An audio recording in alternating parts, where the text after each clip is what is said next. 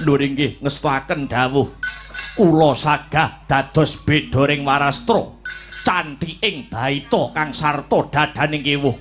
Mboten kalilan kula nyuwun tambahing pangestu. Ya pangestuku gumrejeg kaya banyu seduda. Muga-muga tansah lebda ing karya garwaca.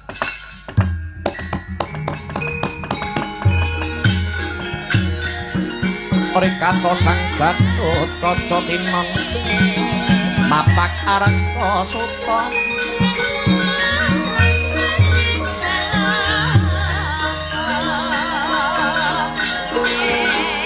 Tekapira tresna tekapira tresna Partamanahara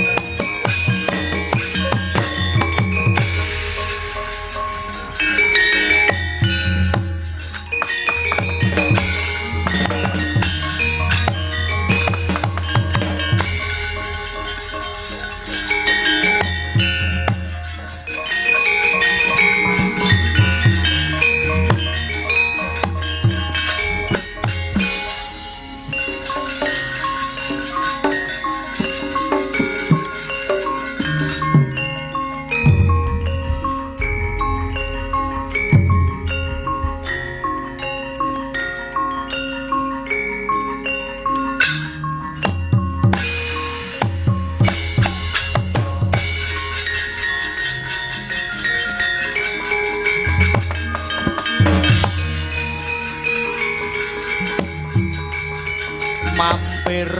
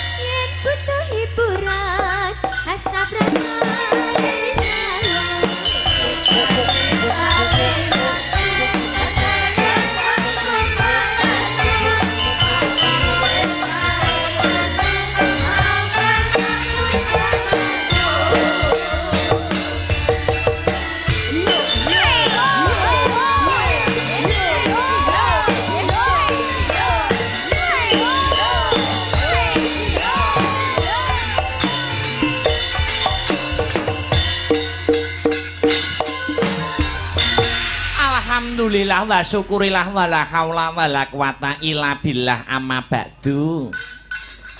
Lho, anakku sing setinik-tinik limbu. Ana dawuhmu apa yung nimbali karo anakmu aku? Leren ora ketanggur sak kemprangan yo nok. Iya. Angka sepisan ora lali aku karo kowe kudu ya kuwi ngunjukake rasa puja lan puji syukur kunjuk marang Gusti kang murbeng dumadi Tuhan yang Maha Esa Allah Subhanahu wa taala Hyang Widiwasa. Ngono. Merga ya mung saka berkah kang sarta kenikmatane pangeran, becik nikmat sehat, nikmat sempat, nikmat iman. Aku karo kowe sak rombongan ing bengi iki bisa marak sowan ana ing kene. Ngono. Bisa manunggal kang sarta tetunggalan ana ing adicara bengi iki ya, Mak. Pancen bener kaya mangkono. Iya. Lah banjur bengi iki ujub kabule apa, Mak? Iki ngene ya, Nduk. Piye? Acarane tidak lain dan tidak bukan ya kuwi nyadranan. Ngono. Agenda rutin sing ditindakake tiap tahun. Agenda rutin sing ditindakake tiap tahun. Ya kuwi nyadranan utawa tembunge liya bersih dusun. Bersih dusun. Bersih dusun kang digelar dening para warga masyarakat. Para warga masyarakat ingkang lenggah mapan ana ing dusun Bulu, Desa Putren, Kecamatan Sukomoro, Kadipaten Nganjuk. Ngono ya, Mak. Mula agenda rutin pendak tahun sepisan ngene iki ayo digunakake kanthi bener becik no. Ngono.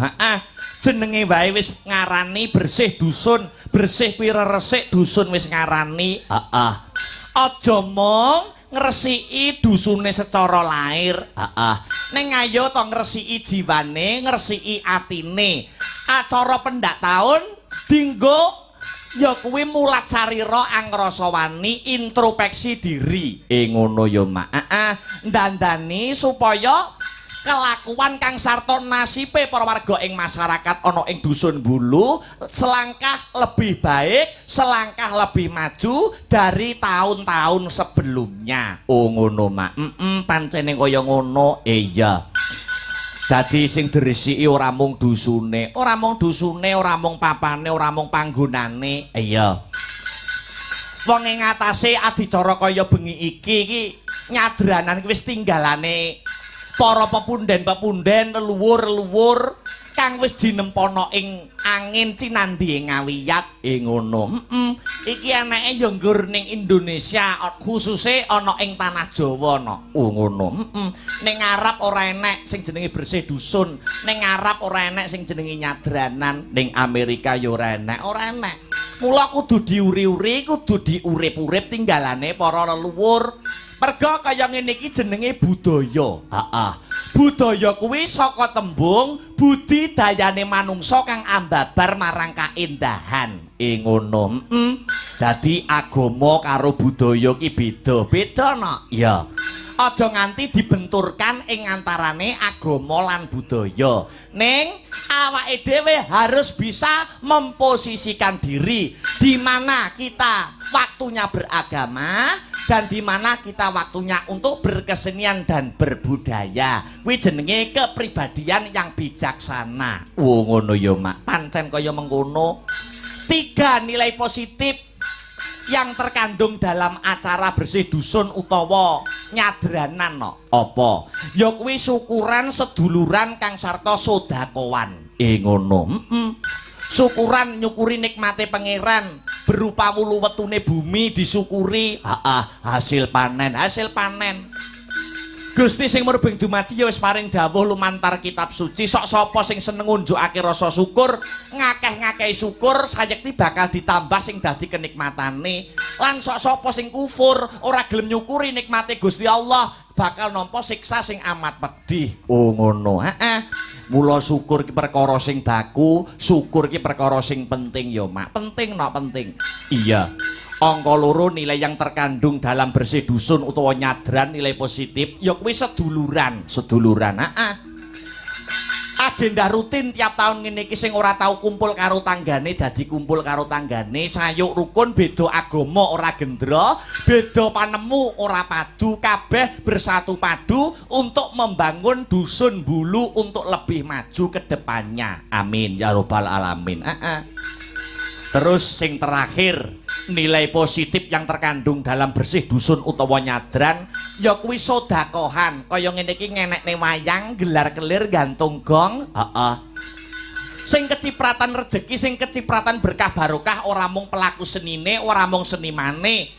Sing kecipratan rezeki ora mung dalang, pengrawit, sinden, ning akeh sing entuk barokahe acara nyadran, contone sound system, iya, tero panggung, lighting, bakul-bakul sing melu mengais rezeki, iya, ya senadyan mau sore udan deres ning awake dhewe kudu tetep profesional. Kudu tetep profesional mergo awake dhewe iki wis kadung ngucap saguh, iya. Tembung saguh kuwi larang regane no. Iya, Apa meneh aku yen nampa dawuh saka para senior-senior dalang, dalang kuwi jiwane ya kudu dalang. Apa beda? Beda no.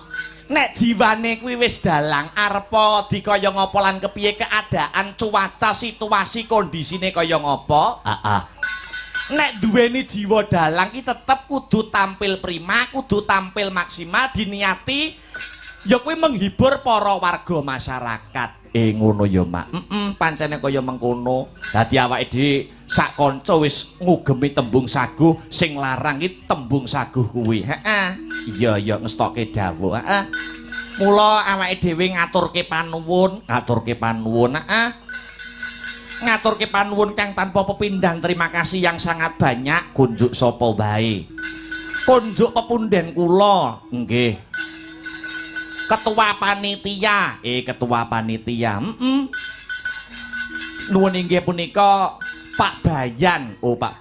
Pak Bayan Suparji yen ora kleru no. Iya, ingkang nyepeng dados ketua panitia sekaligus Bayan. Ngono. Ugi ngaturaken panuwun ingkang sampun atur pangandika dawuh pangandika wau sonten sapa? Bapak Kades Putren Bapak Joko Siswanto.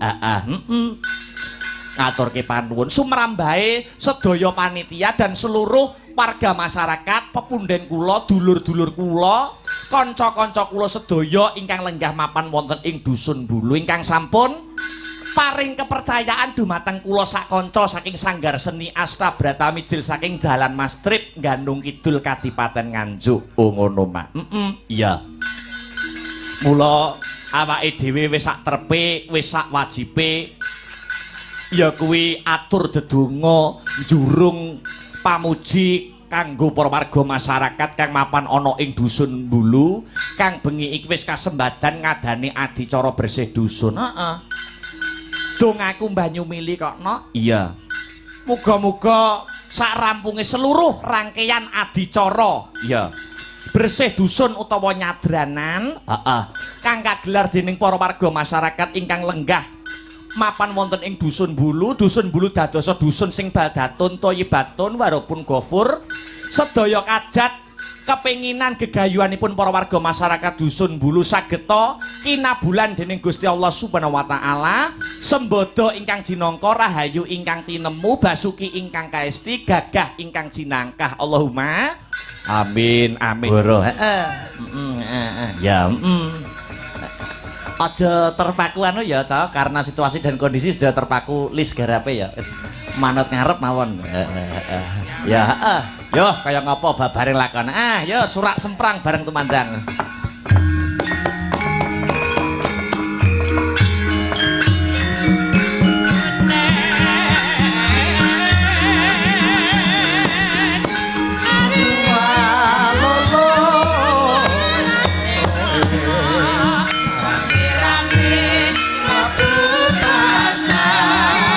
Rebut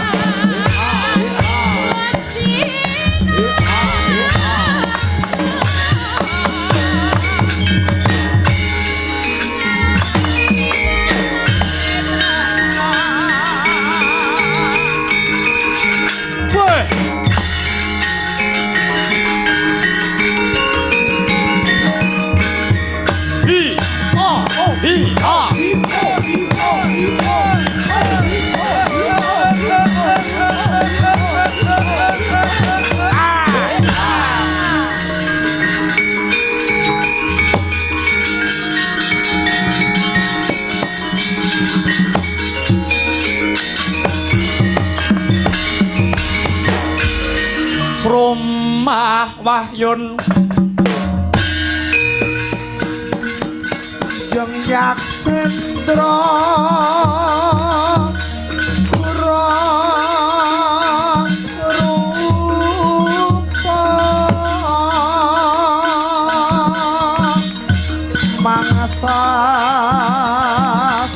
kadi angin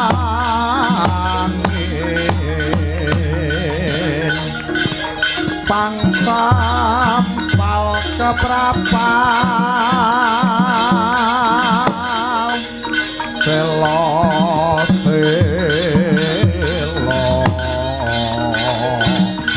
kapalasat satu lumah yumangungsi kagiat kakudo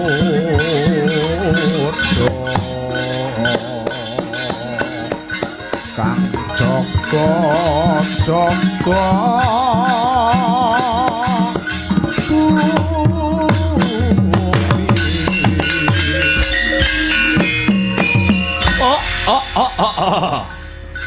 ana satriya sing mencorong dadane nganti kaya meteor sapa no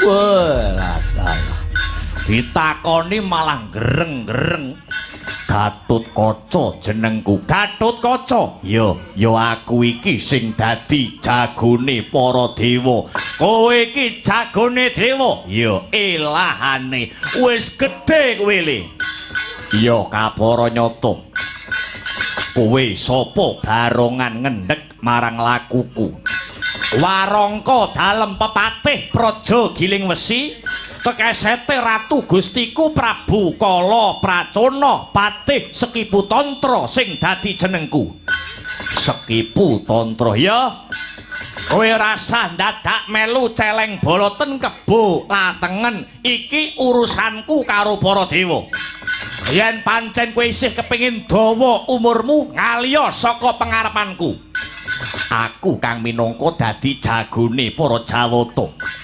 sapa wae wani ganggu kayuwananing kahyangan Suralaya Gatotkaca sing dadi musuhe wani karo aku apamu sing tak wedeni majuwa kepara ngarsa leganing atiku kelakon tak bobok wetengmu edan gedhemu cilik dhuwurmu ndek opat kapita kaya buntute ulut tapak angin kekejero kaya manuk branjangan ndak sao tak remet diadi glepung kowe Gatotkaca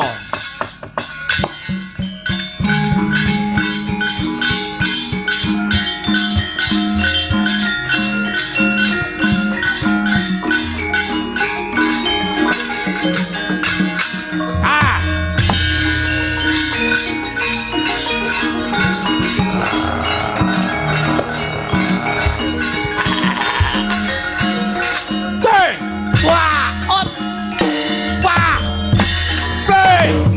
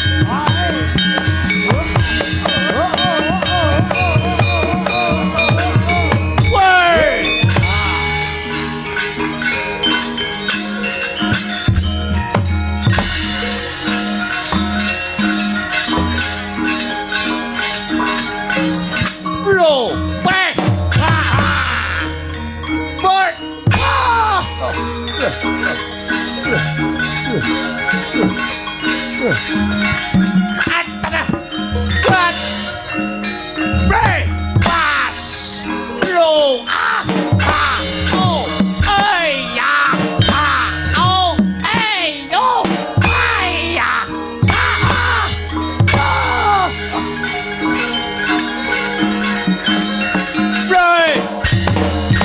buat ya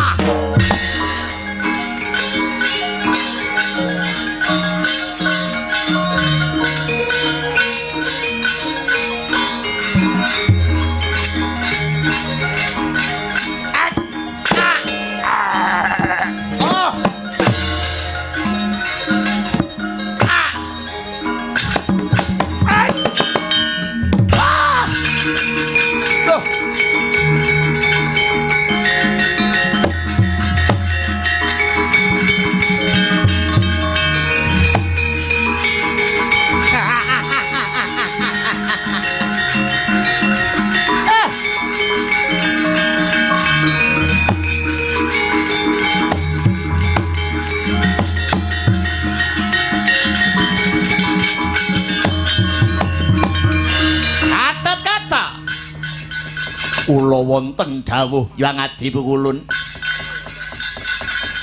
Patih Sekipu wis kasembadan ndok pateni. Lho nggih. Iki mau mbok kapakne? Kula cokot Pukulun. Lah iki.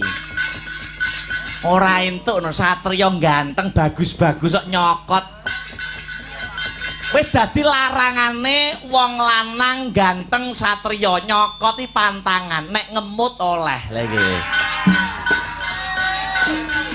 Napa benten nyokot kalih ngemut. Lho beda no nek nyokot gawe untu nek ngemut ki ora gawe untu ngono. Heeh. Nek ngemut ora gawe untu ngono. Kena gigi uang kembali ngono ki. Nek mboten dicokot lajeng caranipun mateni kados pundi? Mumbula gegana. Candhak sirahe pluntir gulune. Ing kono ratune Sekipu sing jenenge Prabu Kala Pracona bakal tumeka ing sirna. Nyuwun pamit.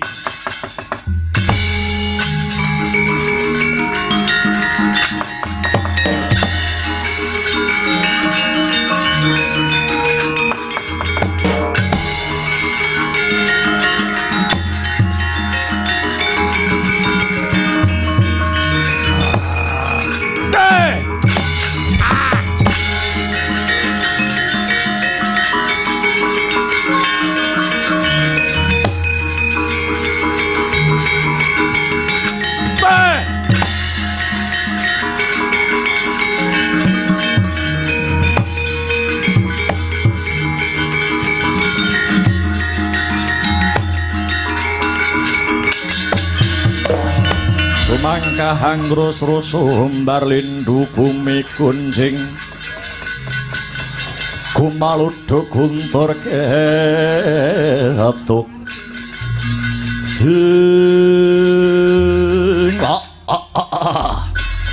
Desmalane ngerat legeteking jagat gelah-gelahing bumi panusmaning jajilanat sukertaning bawana.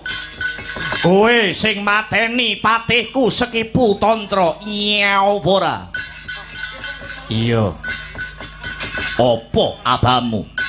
Sajake kowe bosen urip, Gus. Prabu Kala Pracona ora nrimake patine patihku Patih Sekipu. Ayo dikepara ngarsa leganing atiku. Lak-lak glundungi dadi pepes kowe. Ganjur ilang nyawamu we.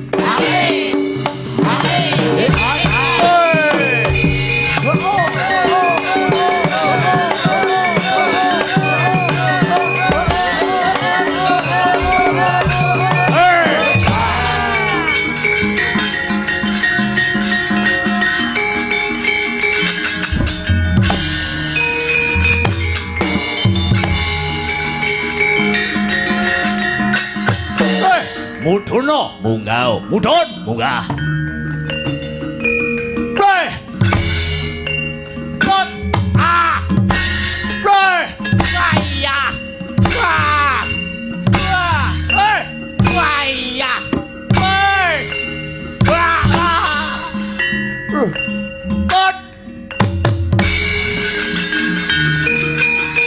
Campur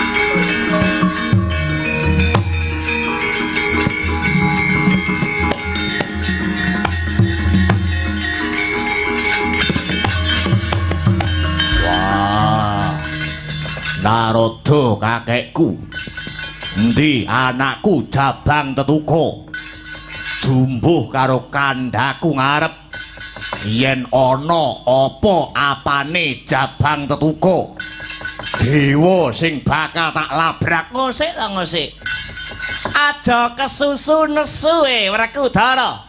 Sapa wonge sing ora kuwatir nganti tekan seprene anakku Jabang Tetuko durung ketok.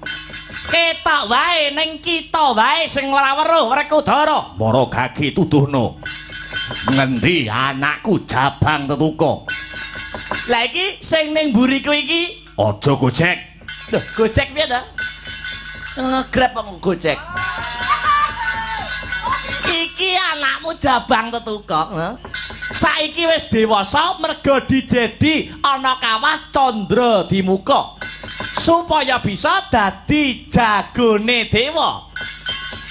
Dewa uga wis paring pusaka tetenger ya kuwi Raden Gatotkaca, ya Guru Handaya. Iki anakmu dhewe Werkudara. Anakku Gatot.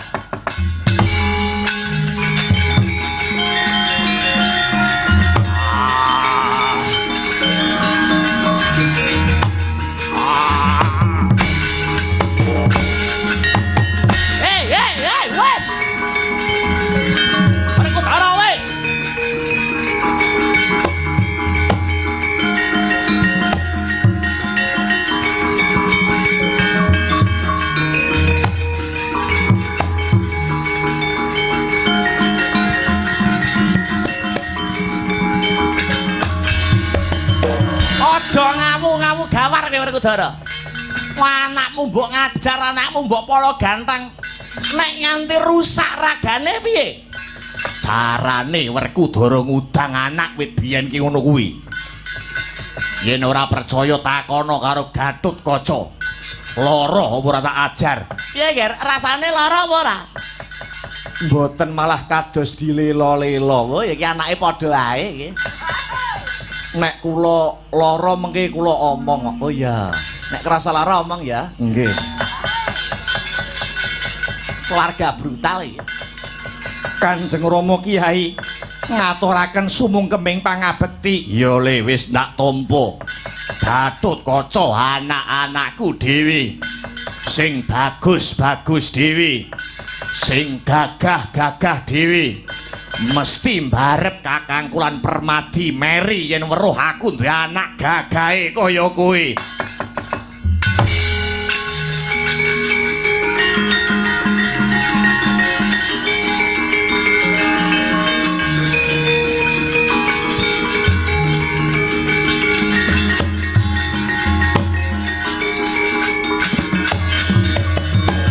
Dewa Supata marang soreng prangudane arum-arum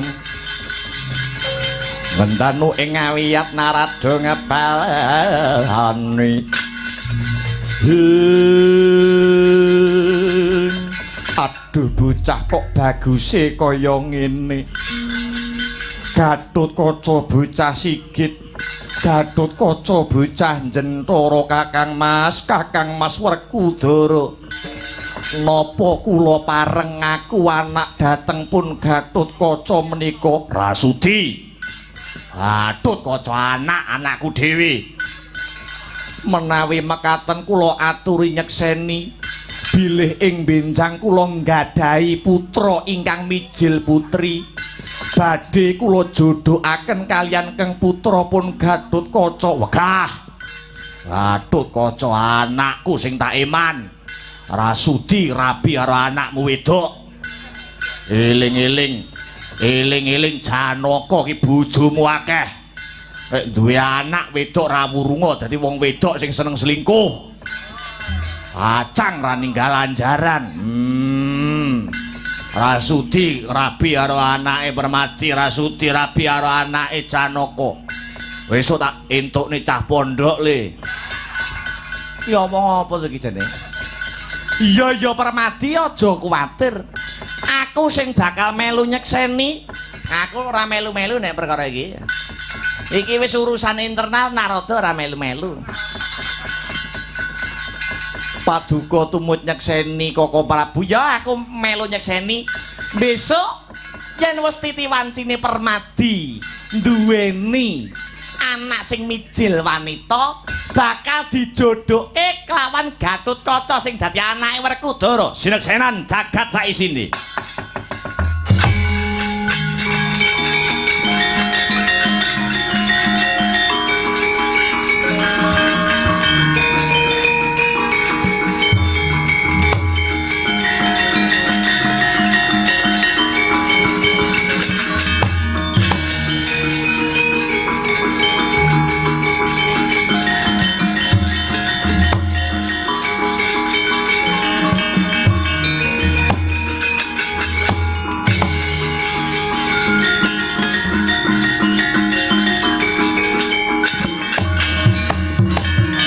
Gelising kandha ringkesing carita. Dina ganti candra, candra dadi warsa. Raden Harya Gatotkaca wis dewasa. Arikala semanten dewasane Raden Harya Gatotkaca wis manjing wonten ing jagating asmara. Sampun sawetawis dangu Raden Harya Gatotkaca sambung tresna kaliyan putranipun putri. Putrinira Raden Janaka nuringgih ingkang asesilih Dewi Pregiwa. Ing tumapaking damel arsa anggelar ropian-ropian dedaupan ing antaraning Jodipati kaliyan Madukara. Raden Harya Gatotkaca ingkang arsa kajatukrama kaliyan Dewi Pregiwa. Nanging Gantya ingkang cinarita ingkang mapan ana ing negara Ngastina. Atma Jendra negara Ngastina nenggih Raden Lesmana Mandra Kumara gandrung kepaung kaliyan sekaring kasatran Madukara Dewi Pregiwa. Pramila Prabu Duryudana handuta dumateng Panembahan Begawan Durna supados ngungkih sarana supados Raden Lesmana Mandra Kumara saged dedaupan kaliyan kusumaning ayu Dewi Pregiwa lan saged anggagalaken temantenanipun satriya pringgandani Raden Harya Gatotkaca kaliyan Dewi Pregiwa.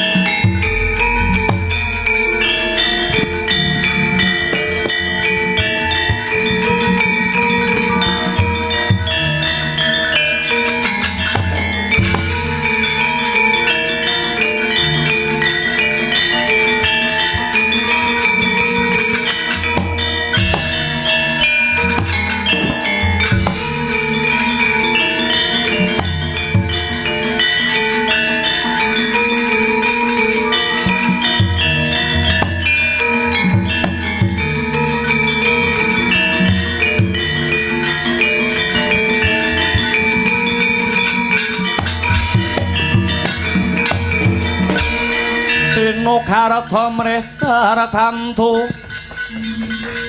tamtuning utama titi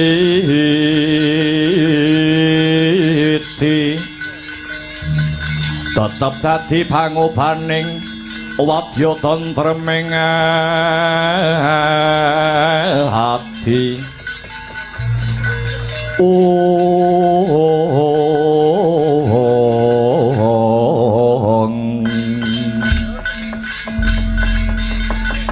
menawi mboten sisip ing pamawas punika Bapa Durna ingkang sarimbit kalian Paman Patih Harya Sengguni ingkang kepareng rawuh wonten kasatriyan Madukara. Iya Janaka, iya pun Bapak prapta ing Madukara iki mung bakal nyocokake kabar kang sumebar pawarta kang warata. Apa pancen bener kapara nyata dina samengko jeneng sira Angger Janaka arep besanan karo kakangmu Jodipati. Apa bener sira Arjuna arep besanan karo kakangmu Werkudara, Angger? Lakar kasinggihan Bapa. Anak kula Pergiwa sampun kencan rembak kalian kulup Gatotkaca namung kantun nenggo kepyaking damel. Mboten sawetawis dangu sak siliring bawang malih anak kula putri nuwun inggih pun Pergiwa badhe dedhaupan kalian satriya Pringgondani Raden Harya Gatotkaca. Alah kusik ta Janaka kusik. Jane jeneng sira Arjuna iki nganggep aku gurumu apa ora? Paduka Bapa mboten namung kula anggep minangka dwija kula, malah kepara kula anggep kadidene Sudarma kula piyambak. Kenging menapa Paduka Bapa ngendika ingkang kados mekaten. Ngene. Yen jeneng sira Janaka sing nganggep aku iki gurumu kepara mbok anggep wong atuwamu dhewe. Kenang apa? Kok kowe Janaka arep duwe gawe mantu ora matur kelawan pun bapa luwih dhisik. Ayo, wangsulana Janaka.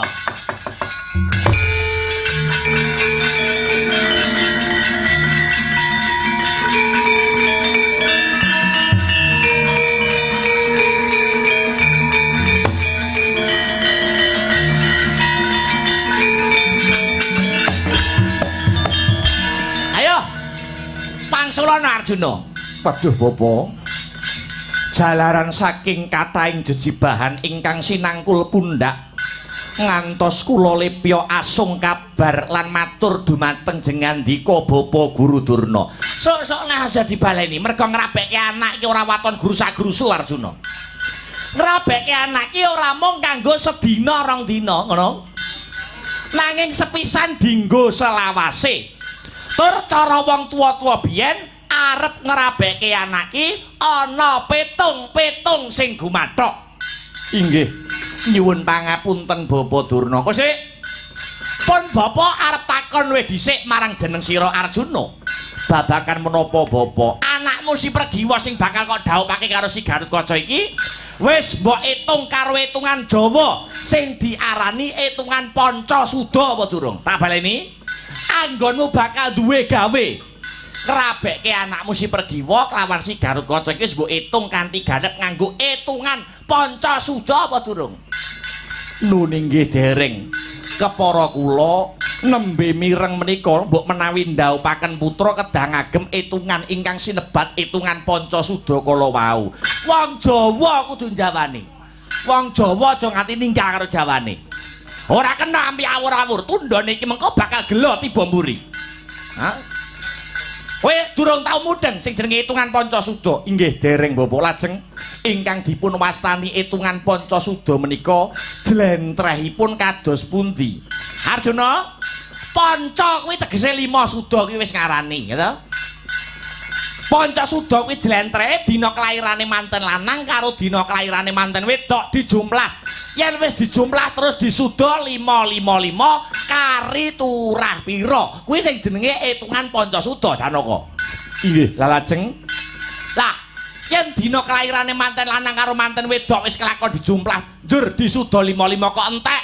Kuwi tegese kobong utawa sampyuh. Durung nganti tutuk anggone bebrayan mantene mati kabeh. Kuwi yen disuda 55 ora nyisa. Lah, yen disuda 55 kok turah siji kuwi jenenge pegat pati. Kuwi ya elek, kuwi ora becik. Sak rampunge dedaupan mantene bakal mati salah sawiji. Lah, paling apik paling becik yen disuda 55 kuwi turah loro. Loro kuwi tegese jodoh. Lah yen disuda 55 turahe telu kuwi apik, kuwi ya becik sak tiba malange bakal kepenak sing dadi uripe. Arep dodol ya bakal makmur, arep nandur bakal subur, usaha bakal sempulur. Lah yen disuda 55 kok turah papat kuwi jenenge pegat urip.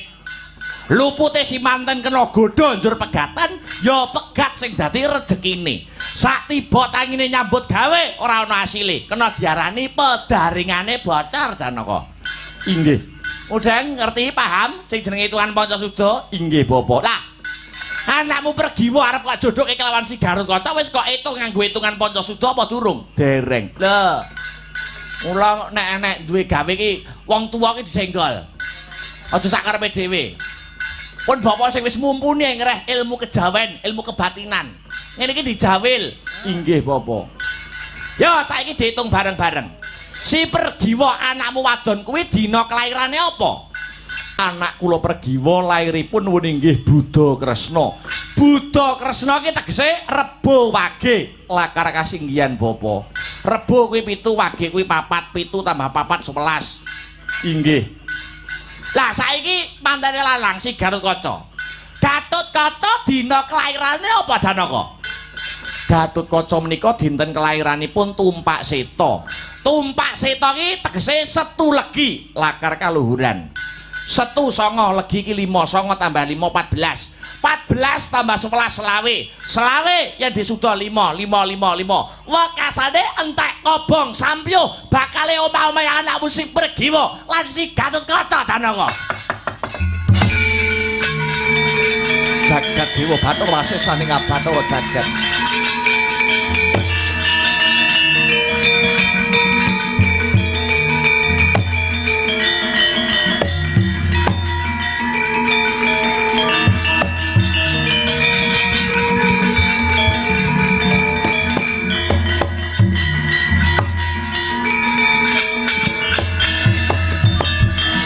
Agyat ora sangape rangu ora nanggul kinempit hampit dosa ngarep naning bawana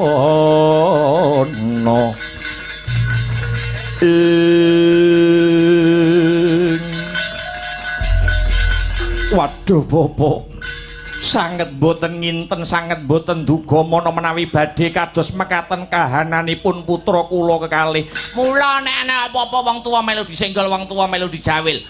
Aku ora pamrih apa-apa Janaka, aku ora pamrih apa-apa.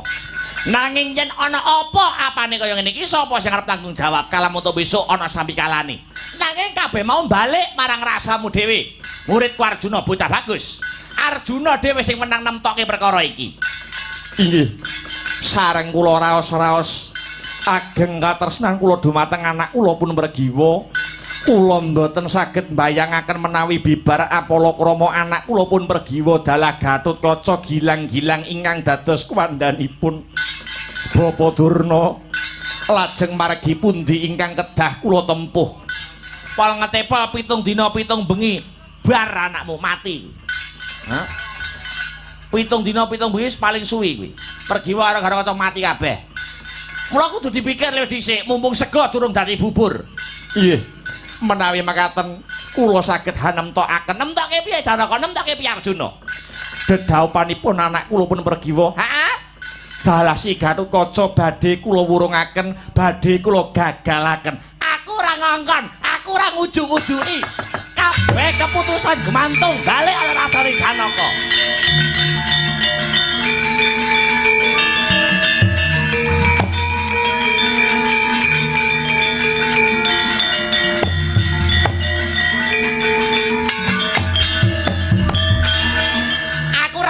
Lho Janaka. Aku mau mung kandha ilmu Jawa sing jenenge Pancasuda nanging keputusan kabeh kuwi balik marang si Arjuna dhewe. Nggih. Sampun madhep Kang Sarta mantep ingkang dados raos kawula. Luwung kula batalaken dedaupanipun putra kula kekalih. Tinimbang nampi bebendu ingkang boten enteng duh bapa. Pancene kudu kaya mengkono. Nanging Bapa Durna, piye ana masalah apa neh? Masalah apa neh? Janaka gadah damel kantun sak siliring bawang malih. Ulem utawi undangan sampun sumebar. Lajeng menawi kula gadah damel wurung, lajeng menawi kula gadah damel badhe mantu wurung menapa mboten kucem asmanipun Kang Putra Madukara. Kabeh kuwi kena disikapi Janaka, kabeh kuwi kena disiasati. Aja mupo rasamu kuwi arep duwe gawe manten tetep ora apa-apa, tetep dilanjut. Lah lajeng ning mantene lanang kudu disalini. Lah iki. Lho, lah lajeng sinten ingkang dados liranipun Bapa? Aku duwe jago. Yen iki mengko mbok rabekke karo anakmu si Pergiwa nganggo hitungan Pancasuda, oh asile iso temonjo Janaka. Jagoku ora ana liya ya kuwi ponakanmu dhewe, Atmajendra Ngastina si Lesmana Mandrakumara. Lesmana Mandrakumara ki dina kelairane Kemis Kliwon. Kemis Kliwon. Kemis ki 8, Kliwon 8, 8 tambah 8 16. 16 jumlahke karo dina kelairane Pergiwa 11, 16 tambah 11 17. 17 yen disuda 5555 nganggo hitungan Pancasuda turah loro. Loro tegese jodoh. Piye? Manut entek penak ta uripmu? Piye? Manut aku apa? Manut liyane? Manut aku. Lurah-lurah do manut aku kabeh. nggih. Menawi makaten kula sanget condong Kang Sarta Rumajong menawi anak kula pun Pergiwa. Jinatukrama kalian Atmajendra Ngastina si Lesmana Mandrakumara. Kuwi tenan. Nuwun inggih Bapak. Yen ana brontahe anakmu Pergiwa, Kula piyambak ingkang badhe tanggung jawab. ya yen pancen kaya mengkono, sineksenan bumi langit Janaka tetep bakal duwe gawe. Ning mantene ya kuwi si Pergiwa, Kang Jinatukrama Lesmana Mandrakumara.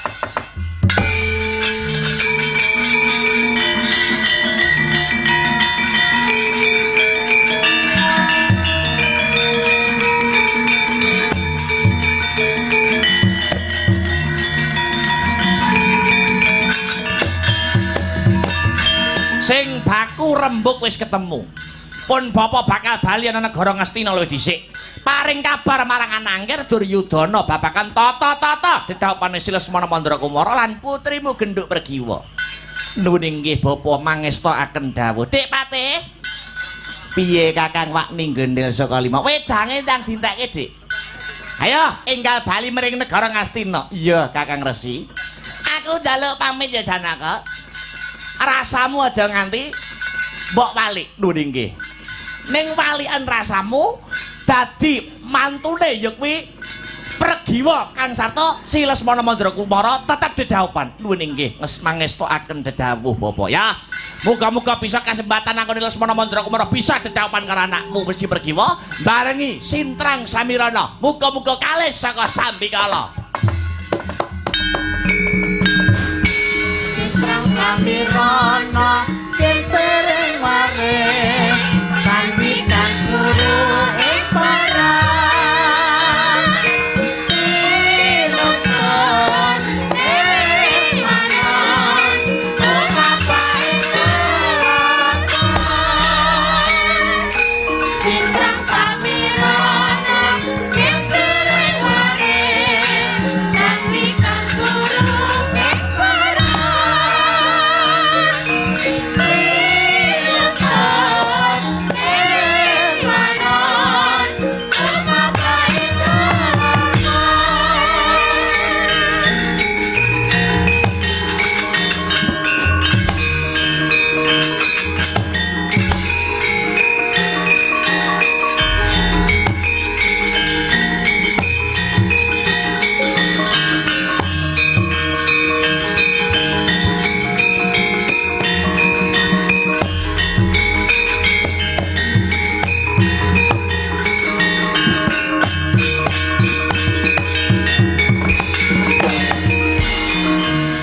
nyadong dawuh Kanjeng Rama.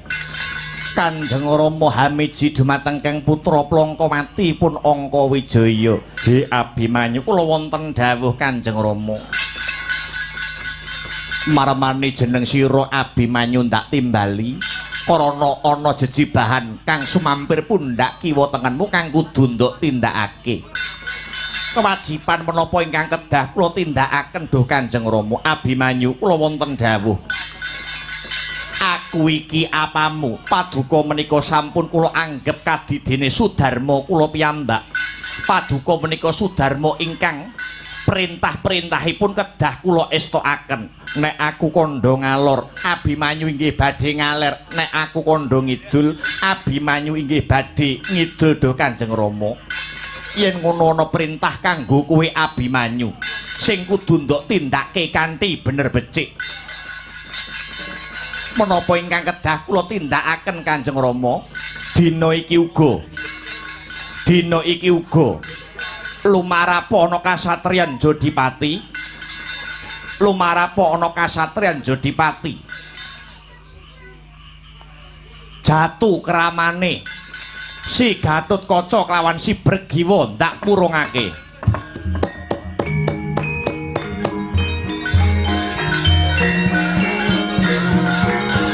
Budhalo dina iki ora sah bantah karo wong tuwa.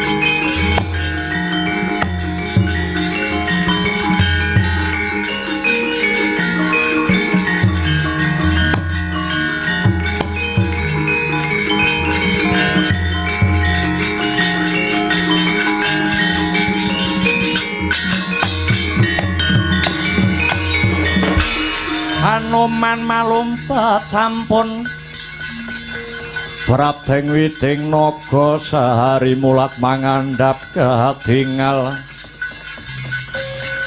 Wanodya yukuru haking kowe latalah jagat Dewa Bathara ya jagat Pramudita punika ingkang sampun lumarap anak angger Raden Abimanyu. Ladalah adiku Plangkawati ya Tanjung Anom. Bimanyu piye paran pawartane anggone Abimanyu wis marak mangarsa ana bapakmu le ana ing kasatriyan Madukara ngrembug babakan uba rampe anggone tata-tata dedhaupane Kakang Pringgondani kelawan Mbak Ayumu si Pergiwa. Waduh Kakang Antasena piye le